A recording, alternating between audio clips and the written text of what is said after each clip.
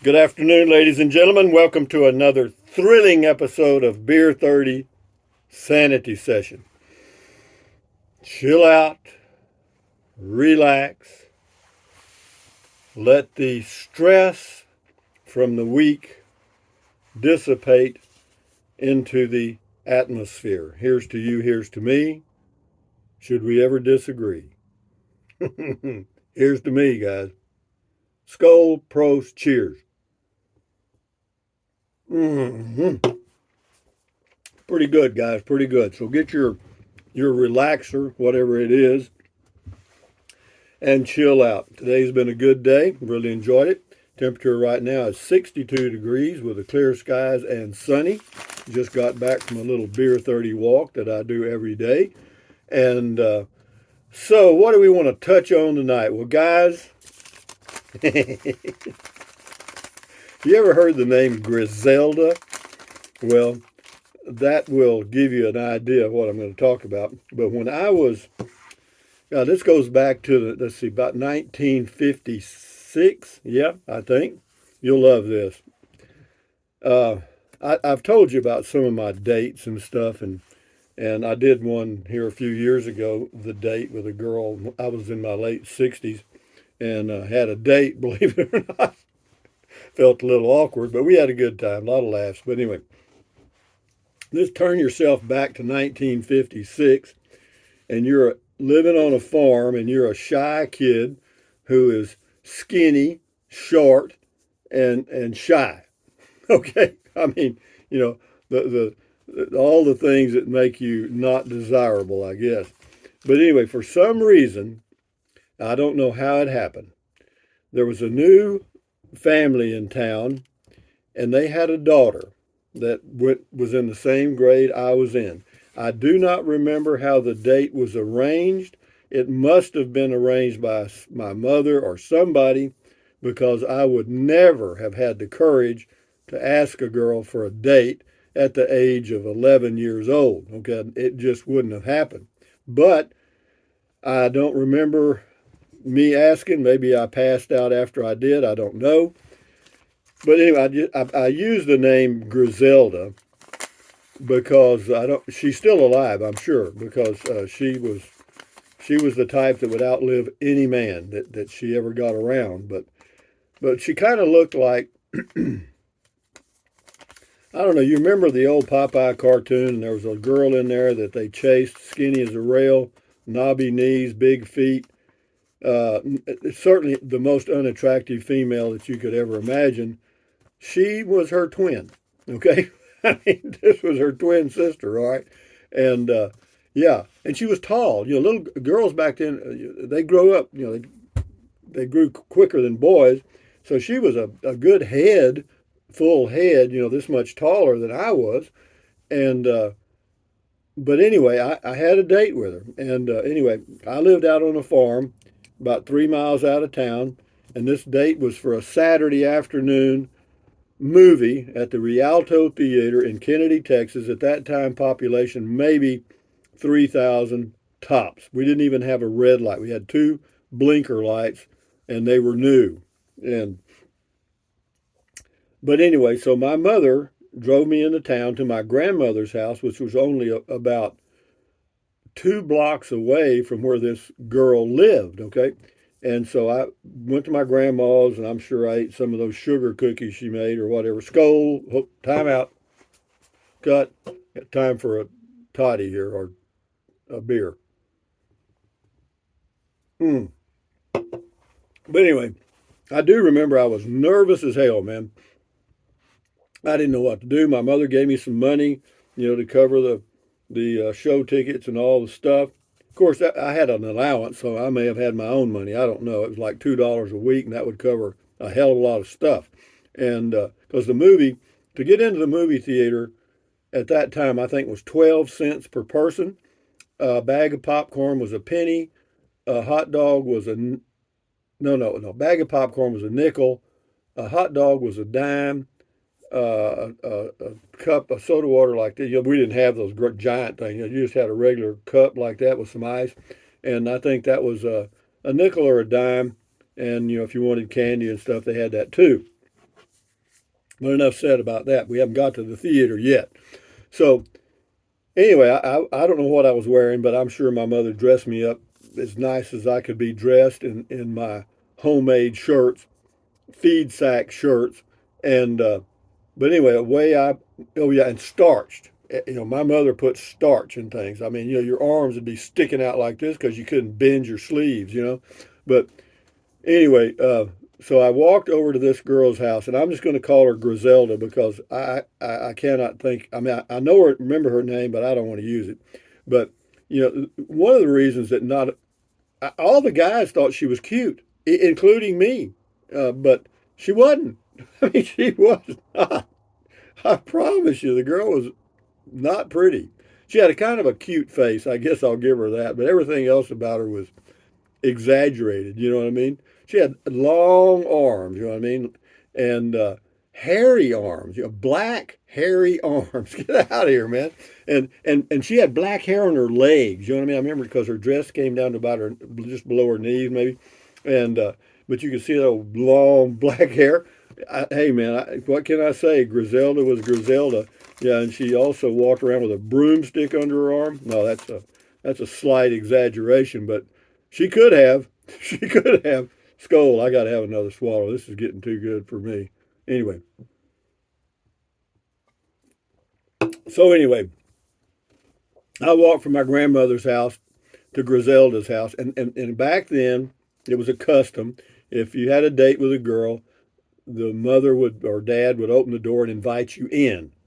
Well, to me that was tough. I mean, because you know how the hell am I going to make I didn't know what to say. Shit, you know, here's a guy, you know, 11 years old, lives on a farm, dumb as a stick, you know, and doesn't even know why he's there.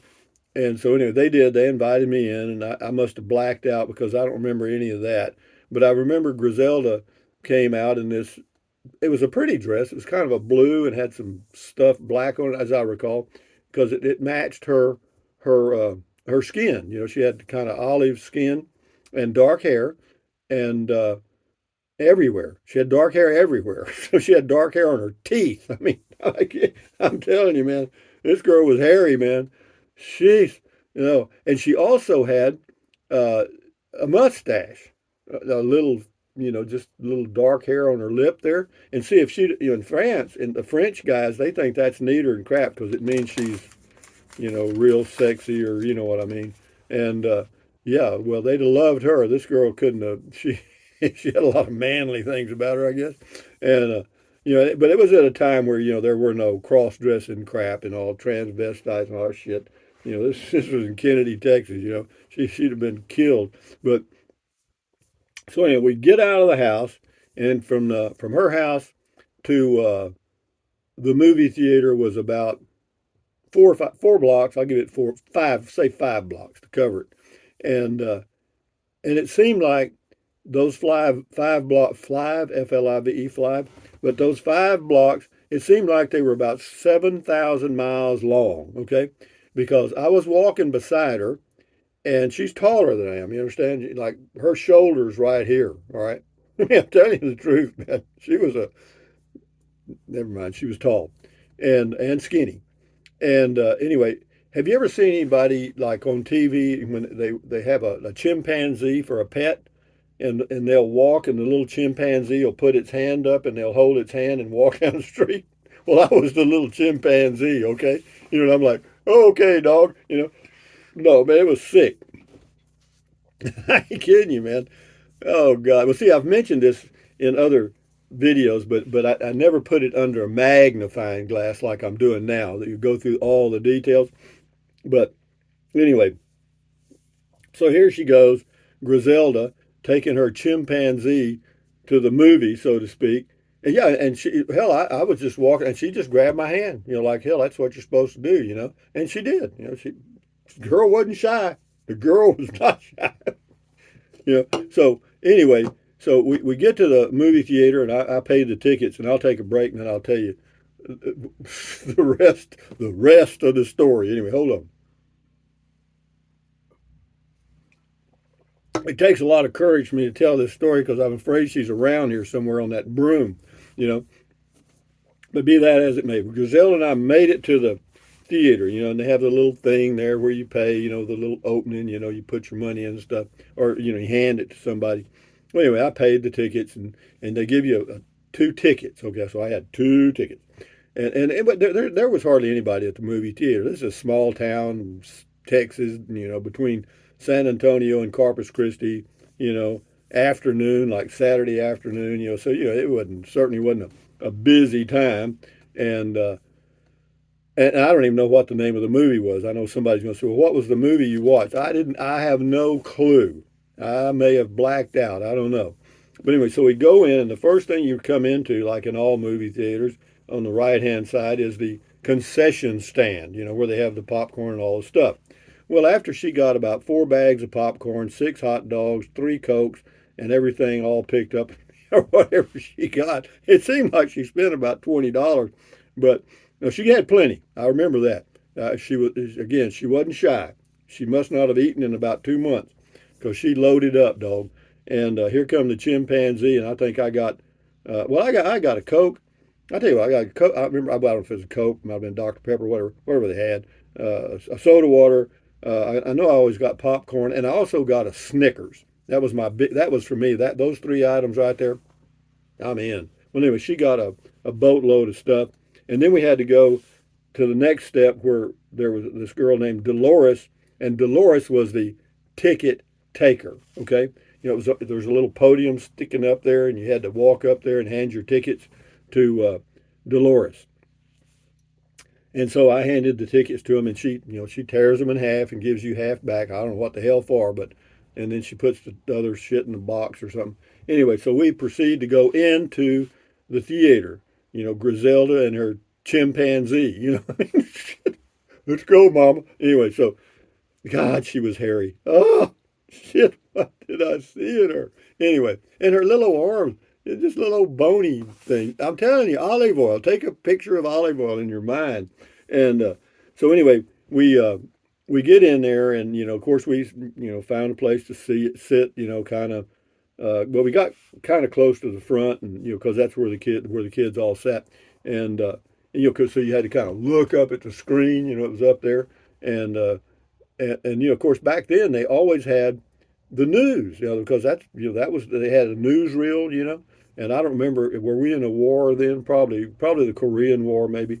But anyway, there was always a war. We always had wars. And then at the end of the movie they'd have a cartoon. But anyway, we sat there, and anyway, hell yeah, man. When she got through chowing down, which didn't take long. I mean, yo, yeah, she was. She could eat. The old gal could eat, and shit, man. And I was shy. God Almighty, But hell, here she goes, man. When she got everything cleaned up pretty good, and her trash organized in a box, she reaches over and grabs my hand, and we're sitting there, and hell, I was still nervous. The fact that I was touching her was enough to make you physically ill. I mean, not because she was so ugly, or what. I didn't think she was ugly. I thought she was damn pretty for some reason. I mean, I really did, and felt like everybody in the movie theater was looking at me because they were jealous. But looking back, they weren't. They were looking at this chimpanzee and that gorilla sitting back there. Yo. Anyway, I got to have another swallow. But having said that, moving along to the good part. Well, that was all the good part. Uh, anyway, the movie. I don't know if it was a double feature or not. I don't think so. I don't think I could. I don't think I could have endured it. But we got out of the movie theater, and it wasn't dark. I don't think. I think it was. It might have been.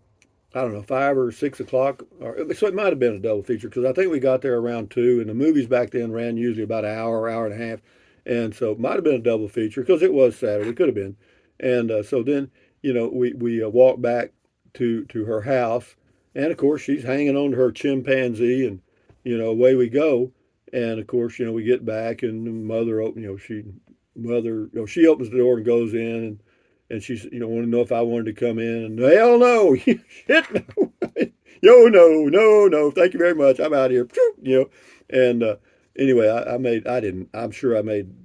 I didn't make. I'm sure I didn't make a good exit, but I made a clean exit, like out of here, baby. So yeah, but she was.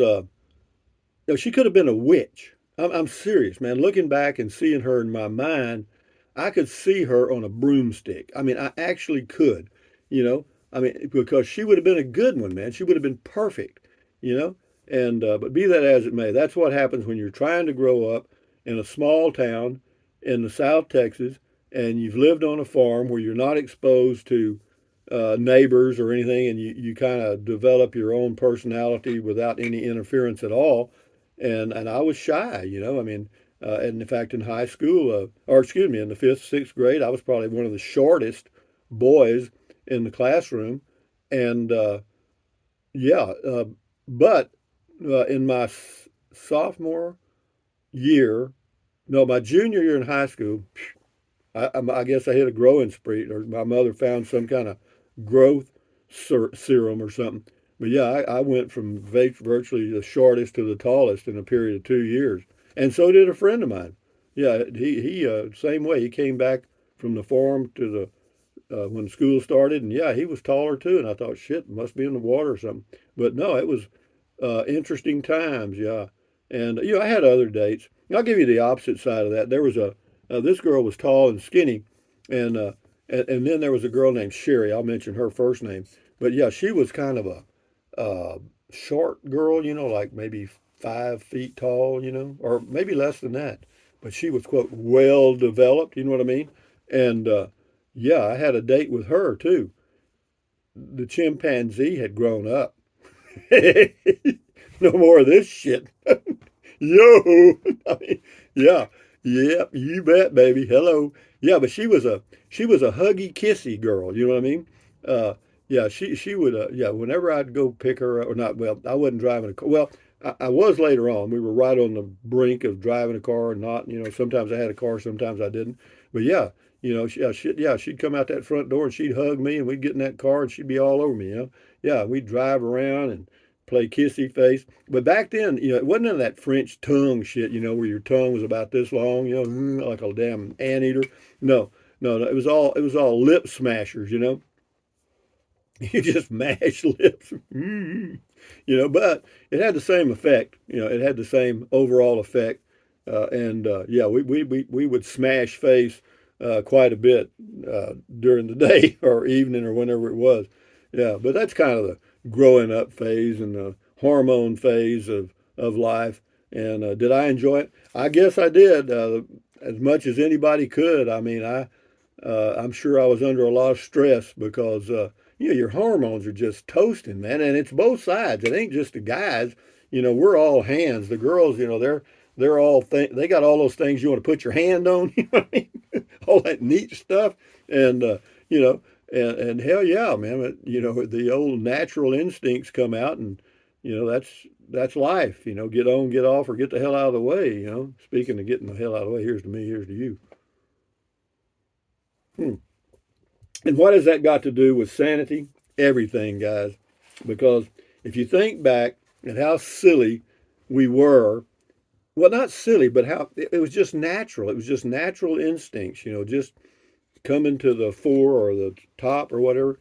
And yeah, we did just what we were programmed to do. You know, it was the mating season. You know, like when deer here in November each year in that range, they call it the rut. That's the mating season. Well, the mating season for humans, you know, for youth, starts around, I don't know, 10, 11, 12 years old. That's when the hormones are going, brr, brr, brr, brr, you know what I mean?